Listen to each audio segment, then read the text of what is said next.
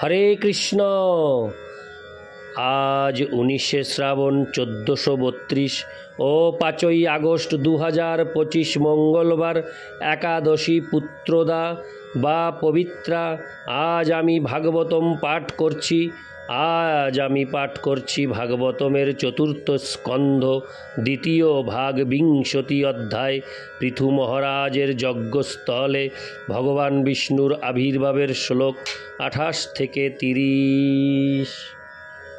নারায়ণ হে নারায়ণ,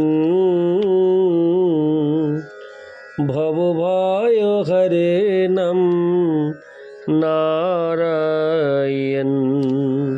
শ্লোক 28।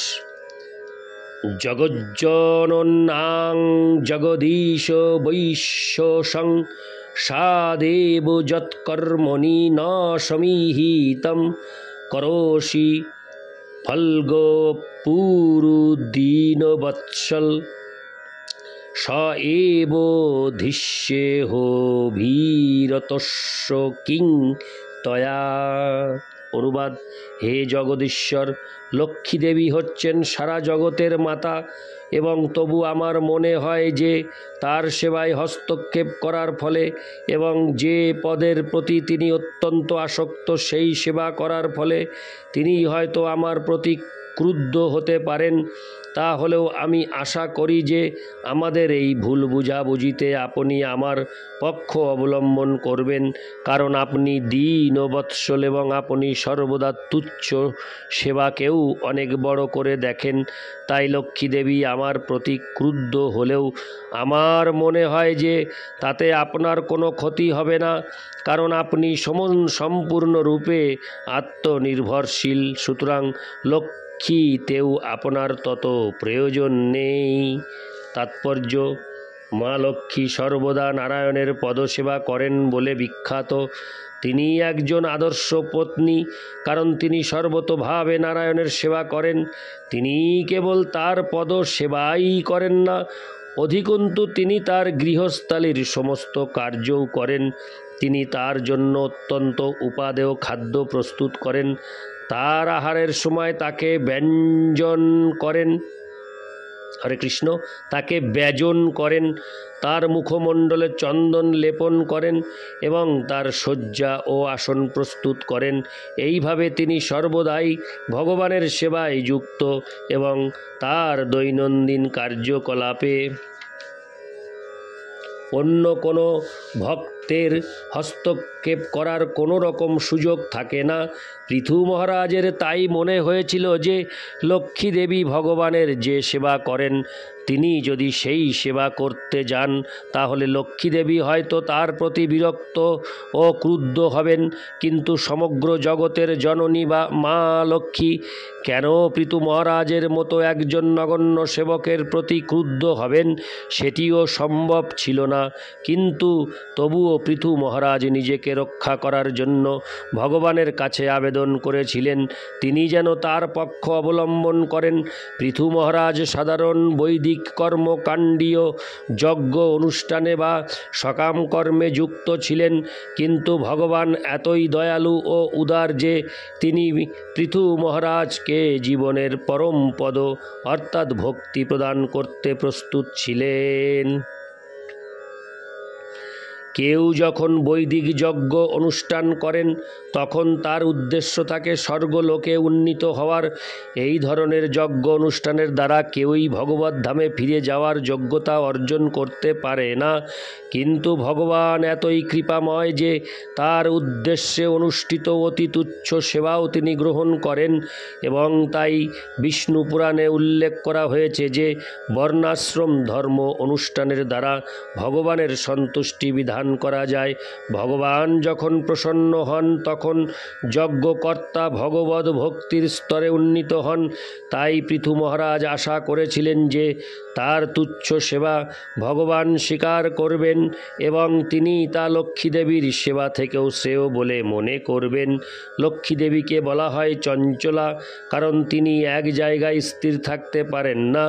তাই পৃথু মহারাজ ইঙ্গিত করেছেন যে তিনি যদি ক্রোধবশত চলেও যান তা হলেও ভগবান শ্রী বিষ্ণুর কোনো ক্ষতি হবে না, কারণ তিনি আত্মনির্ভরশীল এবং লক্ষ্মীদেবীর সহায়তা ব্যতীতই তিনি যে কোনো কার্য করতে পারেন। যেমন গর্ভোদকশায়ী বিষ্ণু ব্রহ্মাকে তার নাভি থেকে সৃষ্টি করেছিলেন, তখন তিনি লক্ষ্মীদেবীর সাহায্য গ্রহণ করেননি।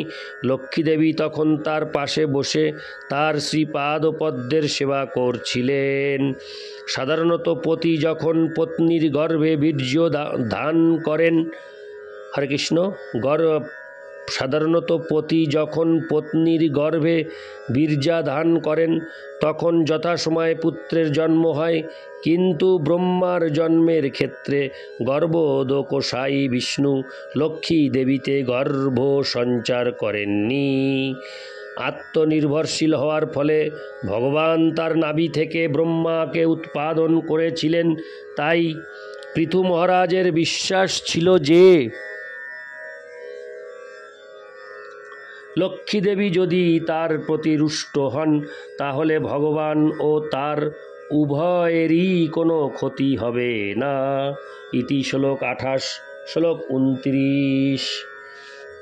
ভজন্তথ তামত এব সাধব বুদস্ত মায়া গুণ বিভ্রমোদয়ম ভবত পদানুসরণাদৃতে শতাং নিমিত্ত মন্নদ্দু ভগবন্ন বিদ্মহে।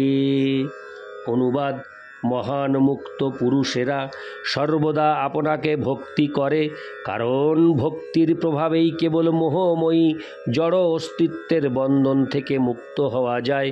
হে ভগবান, মুক্ত পুরুষেরা যে আপনার শ্রীপাদ পদ্মে শরণ গ্রহণ করেন তার একমাত্র কারণ হচ্ছে তারা নিরন্তর আপনার শ্রীপাদ পদ্মের কথা চিন্তা করেন। তাৎপর্য: কর্মীরা সাধারণত দৈহিক সুখের জন্য সকাম কর্মে লিপ্ত হয়, জ্ঞানীরা কিন্তু জড় সুখ ভোগের প্রতি বিরক্ত।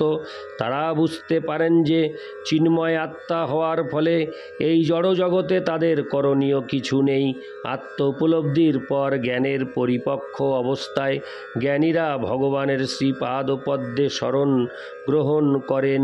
সেই কথা ভগবদ্ গীতায় বলা হয়েছে, বহুনাং জন্ম নামন্তে। ভগবদ্ ভক্তির স্তরে না আসা পর্যন্ত আত্মজ্ঞান পূর্ণ হয় না। তাই শ্রীমদ্ ভাগবতে উল্লেখ করা হয়েছে যে যারা আত্মারাম, আত্মতৃপ্ত, তারা জড়া প্রকৃতির গুণের কলুষ থেকে সম্পূর্ণরূপে মুক্ত। যতক্ষণ পর্যন্ত মানুষ জড়া প্রকৃতির গুণের দ্বারা প্রভাবিত থাকে, বিশেষ করে রজ ও তম গুণের দ্বারা, ততক্ষণ পর্যন্ত তারা অত্যন্ত লোভী ও কামাতুর থাকে এবং সারা দিন ও সারা রাত তারা কঠোর পরিশ্রম করে। এই প্রকার অহংকারী জীব নিরন্তর এক যোনি থেকে আর এক যোনিতে দেহান্তরিত হয় এবং কোনো জীবনেই সে শান্তি লাভ করতে পারে না। জ্ঞানীরা সেই সত্য সম্বন্ধে অবগত এবং তাই তারা কর্ম ত্যাগ করে কর্ম সন্ন্যাস গ্রহণ করেন। কিন্তু তা হলেও সেটি বাস্তবিক সন্তোষের স্তর নয়। আত্ম উপলব্ধির পরে জ্ঞানীর জড় জ্ঞান তাকে ভগবানের শ্রীপাদ পদ্মের আশ্রয়ে নিয়ে যায়। তখন তিনি নিরন্তর ভগবানের শ্রীপাদ পদ্মের ধ্যান করে তৃপ্ত হন। পৃথু মহারাজ তাই সিদ্ধান্ত করেছেন যে যে সমস্ত মুক্ত পুরুষেরা ভগবদ ভক্তির পন্থা অবলম্বন করেছেন তারা জীবনের চরম লক্ষ্য প্রাপ্ত হয়েছেন। মুক্তি যদি চরম লক্ষ্য হতো তাহলে মুক্ত পুরুষদের ভগবদ ভক্তির পন্থা অবলম্বন করার কোনো প্রশ্নই উঠত না। অর্থাৎ আত্ম উপলব্ধিজনিত যে আনন্দকে আত্মানন্দ বলা হয় তা ভগবানের শ্রীপাদ পদ্মের সেবার প্রভাবে লব্ধ আনন্দের তুলনায় অত্যন্ত নগণ্য। পৃথু মহারাজ তাই সিদ্ধান্ত করেছেন যে তিনি কেবল নিরন্তর ভগবানের মহিমা শ্রবণ করবেন এবং তার ফলে তার মন ভগবানের শ্রীপাদ পদ্মে নিবদ্ধ হবে। সেটিই হচ্ছে জীবনের পরম সিদ্ধি। ইতি শ্লোক 29, শ্লোক 30। মন্যে গিরং তে জগতাং বিমোহিনীং বরং বৃণিষ্যেতি ভজন্ত মাথু যৎ বাচানুতন্তা যদি তে জন হসিত কথং পুনঃ কর্ম করতি মোহিত। অনুবাদ: হে প্রভু, আপনার অনন্য ভক্তের কাছে আপনি যা বলেছেন তা অত্যন্ত মোহকারিণী। বেদে আপনি যে প্রলোভন প্রদান করেছেন তা অবশ্যই আপনার শুদ্ধ ভক্তদের উপযুক্ত নয়। সাধারণ মানুষেরাই বেদের মধুর বাণীতে মোহিত হয়ে তাদের কর্মফলের বন্ধনে আবদ্ধ হয়ে পুনঃ পুনঃ সকাম কর্মে রত হয়।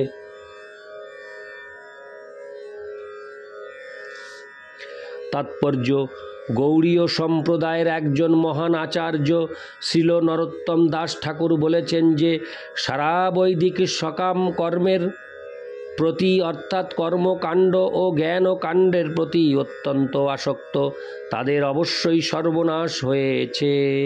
বেদের 3টি কাণ্ড রয়েছে, যথা কর্মকাণ্ড, সকাম কর্ম, জ্ঞান ও কাণ্ড, দার্শনিক গবেষণা ও উপাসনা কাণ্ড, জড়জাগতিক লাভের জন্য দেবদেবীদের পূজা। যারা কর্মকাণ্ড ও জ্ঞান কাণ্ডের অনুষ্ঠানে রত তাদের এই অর্থে সর্বনাশ হয়েছে যে যারা জড় দেহের বন্ধনে আবদ্ধ তাদের সকলেরই সর্বনাশ হয়েছে। তা সেই দেহ কোনো দেবতার হোক, কোনো রাজার হোক, অথবা কোনো পশুর হোক, কিংবা যে দেহই হোক না কেন, সকলের পক্ষেই জড়া প্রকৃতির ত্রিতাপ দুঃখ সমভাবে ক্লেশকর। নিজের চিন্ময় স্থিতি উপলব্ধি করার জন্য যে জ্ঞানের চর্চা তাও সময়েরই অপচয় মাত্র। জীব যেহেতু ভগবানের বিভিন্ন অংশ, তাই তার কর্তব্য হচ্ছে ভগবানের সেবায় যুক্ত হওয়া। পৃথু মহারাজ সেই জন্য বলেছেন যে জড়জাগতিক বরের প্রলোভন হচ্ছে জড় জগতের বন্ধনে আবদ্ধ রাখার অন্য একটি ফাঁদ। তাই তিনি স্পষ্টভাবে ভগবানকে বলেছেন যে জড় সুবিধা ভোগের জন্য ভগবান যে তাকে বর দিতে চাইছেন তা অবশ্যই মোহকারিণী। শুদ্ধ ভক্ত কখনোই ভুক্তি অথবা মুক্তির প্রতি আগ্রহী নন। যে সমস্ত কনিষ্ঠ ভক্তরা জানে না যে জড় জাগতিক সুযোগ সুবিধা তাদের প্রকৃত সুখ প্রদান করবে না, ভগবান কখনো কখনো তাদের বরদান করেন। শ্রী চৈতন্য চরিতামৃতে ভগবান তাই বলেছেন, কোনো ঐকান্তিক ভক্ত যদি খুব একটা বুদ্ধিমান না হওয়ার ফলে ভগবানের কাছে জড় জাগতিক সুযোগ সুবিধা প্রার্থনা করেন, তাহলে ভগবান সর্বজ্ঞ হওয়ার ফলে তাকে সেই সমস্ত জাগতিক সুখ সুবিধা প্রদান করেন না। পক্ষান্তরে তার সমস্ত জড়জাগতিক সুযোগ সুবিধাগুলি তিনি তার থেকে নিয়ে নেন, যাতে চরমে সেই ভক্ত সর্বতোভাবে তার শরণাগত হতে পারেন। অর্থাৎ ভক্তের পক্ষে জড়জাগতিক সুযোগ সুবিধা বা লাভ কখনোই মঙ্গলজনক নয়। মহান যজ্ঞ অনুষ্ঠানের বিনিময়ে বেদের যে সমস্ত নির্দেশগুলি স্বর্গলোকে উন্নীত হওয়ার সুযোগ প্রদান করে তা অত্যন্ত মোহকারিণী। তাই ভগবদ্ গীতায় 2:42 ভগবান বলেছেন, জামিমাং পুষ্পিতাং বাচং প্রবোদন্ত বিপশ্চিত। অল্পবুদ্ধি সম্পন্ন মানুষেরা অবিপশ্চিত বেদের সুন্দর সুন্দর কথায় আকৃষ্ট হয়ে জড়জাগতিক লাভের জন্য সকাম কর্মে প্রবৃত্ত হয়।